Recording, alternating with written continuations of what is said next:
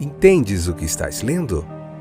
O podcast que te leva através das páginas da Bíblia, livro por livro, capítulo por capítulo. Uma exposição bíblica emocionante. Aperte os cintos e embarque comigo nesta viagem.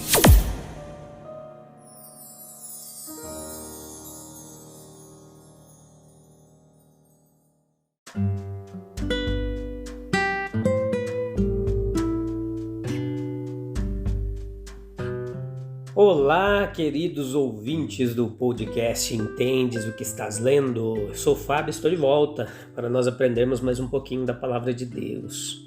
Uma certeza que eu tenho é que as misericórdias do Senhor se renovam todos os dias sobre as nossas vidas. Isso é um motivo de gratidão imensa para com o nosso Deus. Hoje vamos ver Êxodo capítulo 23, a parte terceira, episódio 234, terceira temporada no livro de Êxodo, meditando capítulo por capítulo, parte a parte, pouco a pouco, passo a passo. Estamos aí aprendendo bastante da palavra do Senhor Jesus. Vamos lá hoje continuar? Leia o capítulo 23, pega o caderninho aí para você anotar aquilo que você achar importante, tá bom? E vamos lá, firmes e constantes, sempre avante. Vamos comparar o anúncio que é feito aqui em Êxodo capítulo 23 sobre o anjo da aliança, né? Esse versículo 20 ao 23 em diante. Nós vemos que o anúncio que é feito a respeito do anjo aqui, nós podemos compará-lo com a exigência que Jesus fez aos seus discípulos, dizendo a eles: segue-me, venham, me sigam. Ele mesmo nunca tem dúvida sobre o que o seu povo deve fazer. Ele não é um líder cego de cegos, não. Ele estava levando Israel, nosso Deus, para a terra que ele havia preparado, e o caminho estava preparado, tanto quanto o destino daquele povo. Qualquer incerteza e vacilo que possa haver sobre a vida cristã não vem daquele que nos lidera, mas daqueles que seguem. Não seguir o verdadeiro guia, o nosso Deus, é claro, significa toda perda, dor, destruição que advém de nós entrarmos em caminhos falsos. Mas tais consequências não são abordadas aqui nesse capítulo. Os pensamentos das pessoas são mais direcionados para o pecado que cometeriam por negligenciar as sugestões daquele anjo. Meu nome está nele, é o que diz o capítulo. Não era uma mera criatura de Jeová que ele usou como um índice, um começo, um guia, não. Havia na nuvem guia, naquela nuvem que guiava o povo, uma manifestação peculiar e única do próprio Jeová, a quem o povo negligenciaria se no acesso de vontade própria se afastasse e seguisse as sugestões superficiais do seu ambiente terrestre. O grande perigo era cair sob a ira de Deus por causa da desobediência. Era muito fácil acostumar-se até com a presença de uma nuvem milagrosa. A conduta posterior do povo mostra que o tom de advertência que é adotado foi um tom muito sábio. Veja que eles provavelmente esqueceriam o quanto a presença daquele anjo exigia deles. Aquele anjo estava lá não apenas em misericórdia, isso é bem claro no texto, mas também com autoridade. Negligenciá-lo era ofendê-lo, e porque a nuvem, em suas circunstâncias ordinárias, não tinha nada para aterrorizar, porque as consequências penais, as punições de negligenciá-la não estavam na superfície, era necessário lembrar ao povo quanto da ira santa, com incredulidade e autoconfiança, estava dentro deste mensageiro de Deus. O israelita que fosse negligente, ele precisava ser solenemente assegurado de que havia algo ainda pior do que o mero fracasso em alcançar a Canaã terrestre. O prenúncio é dado aqui daquela terrível condenação que caiu sobre Israel pouco depois e os manteve no deserto por 40 anos. Os próprios resultados mostram o quão indispensável é a orientação de Deus. Inimigos e adversários estão diante de nós. E Deus não esconde esse fato. Se Israel já teve que lidar com os amalequitas na relativa esterilidade da Península Sináitica, o que não se pode esperar quanto os limites da fértil terra prometida forem alcançados. Aquilo que deve ser uma boa terra para Israel tem sido por muito tempo uma boa terra para as nações que atualmente habitam nela. Mas embora esses inimigos estejam na frente, inimigos lutando com todo o valor do desespero por suas casas e por suas propriedades, ainda assim todos serão vitoriosos para Israel, se apenas Israel agir obedientemente ao anjo de Deus. A promessa estava ali: meu anjo irá diante de ti. Um povo preparado deve ser conduzido a um lugar preparado. Para liderá-los é necessário alguém enviado por Deus, e Deus fornece esse alguém. Então, veja a natureza e o caráter desse anjo. Um anjo, ou seja, um mensageiro divino, não meramente um mensageiro designado por Deus, mas um mensageiro da presença de Deus. Os homens também podem ser capacitados para agir da mesma forma, mas durante o seu tempo de graça, o homem é feito menor que os anjos. O anjo, ele é sobre-humano. Ele ajuda a dirigir os negócios deste mundo, mas o seu lar é em outro lugar. A história certamente implica tanto quanto isso, e nenhuma teoria, exceto aquela que assume o fato de tal orientação sobre-humana, que pode explicar adequadamente as maravilhas e as coincidências pelas quais o progresso foi assegurado. O entusiasmo de Moisés ali, ele poderia incendiar um povo, mas não é suficiente.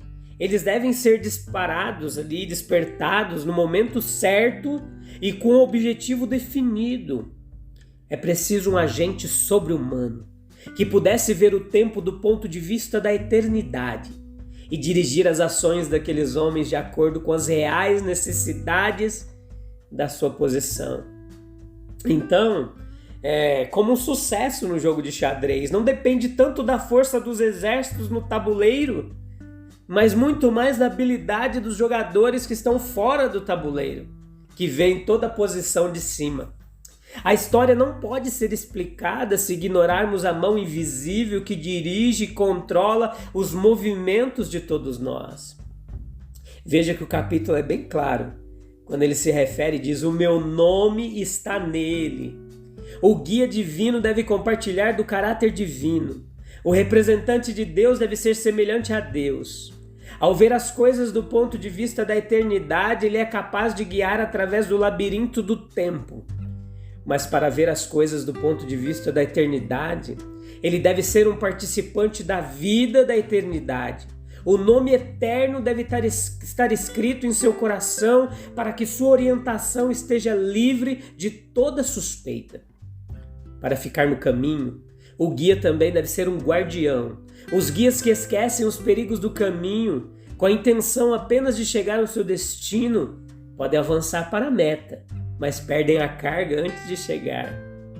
Meus queridos, para trazer para o local preparado, o guia deve ser um tutor, o tutor também deve ser um guia. Ele deve proteger durante o avanço, mas não deve proteger à custa do progresso. Sua carga tem que ser trazida através do deserto, não deve ser mantida lá atrás de barricadas ou baluartes. O povo de Jeová é liderado pelo ministro de Jeová, que garante sua entrada no lugar preparado, se apenas aceitarem a sua orientação. Um lugar está preparado para nós, como está preparado para Israel. Olha lá em João 14:2. Alguém para nos direcionar. Nós também recebemos João 14, 16, 18. Não devemos nos esquecer do seu duplo ofício, manter-nos no caminho e insistir para que avancemos. O anjo guia deve dirigir os homens para que ele possa dirigi-los. Eles devem reconhecer sua autoridade.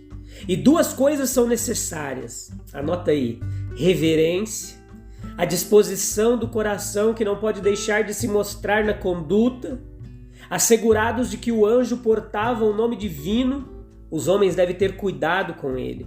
Assegurados de que ele tinha o direito de falar com autoridade, um comando de tal guia não precisava de razões para aplicá-lo.